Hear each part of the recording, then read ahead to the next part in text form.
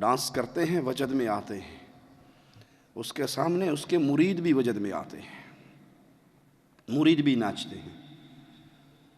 مرید ناچتے ناچتے باری مریدنیوں کی لے آتے ہیں، پھر مریدنی آتی ہیں پیر کے ہاتھوں میں ہاتھ ڈال کے ناچتی ہیں، اور ناچتے ہوئے شاہ صاحب کے سینے سے لگ کر گلے مل جاتی ہیں، اس کا ہاتھ چومتی ہیں، بغل گیر ہوتی ہے۔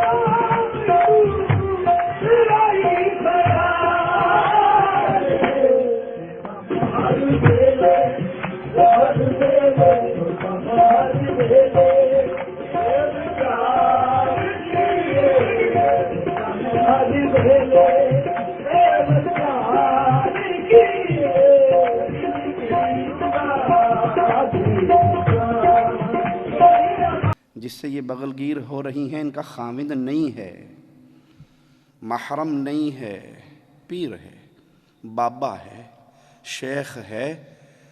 اسی لیے مولا و مالک نے مشرک اور زانی کا ذکر قرآن میں اکٹھا کیا ہے۔ مشرک سے نکاح مشرکہ ہی کرے گی، زانیہ سے نکاح زانی ہی کرے گا۔ یہ مشرک اور زانی اکٹھے قرآن میں کیوں بیان ہوئے؟ کیونکہ زانی کا ایک پہ گزارا، زانیہ کا ایک پہ گزارا، مشرکہ کا بھی ایک پہ گزارا، کوٹھے پہ بیٹھنے والی کسی ایک کے نکاح میں آ کے اس کی عزت بننا پسند نہیں کرتی، ہر روز کسی کے ماتھے لگتی ہے۔ اسی طرح اللہ مالک کو چھوڑ کر کبھی اس پیر کے قدموں میں، کبھی اس پیر کے قدموں میں، کبھی اس ڈھیری کا طواف، کبھی اس ڈھیری کا طواف، کبھی کالے جھنڈے کو دیکھ کے رکوع تو کبھی سبز جھنڈے کو دیکھ کے رکوع، کبھی اس بابے کے در کا سوالی تو کبھی اس پیر کے در کا سوالی، کبھی 5 تن کا سوالی، کبھی 12 تن کا سوالی، وہ دنیا کے ایک ایک ڈھیری پہ گھومتا ہے۔ مشرک کا ایک اللہ پر اعتماد نہیں ہوتا، زانیہ کا کسی ایک پہ صبر نہیں ہوتا۔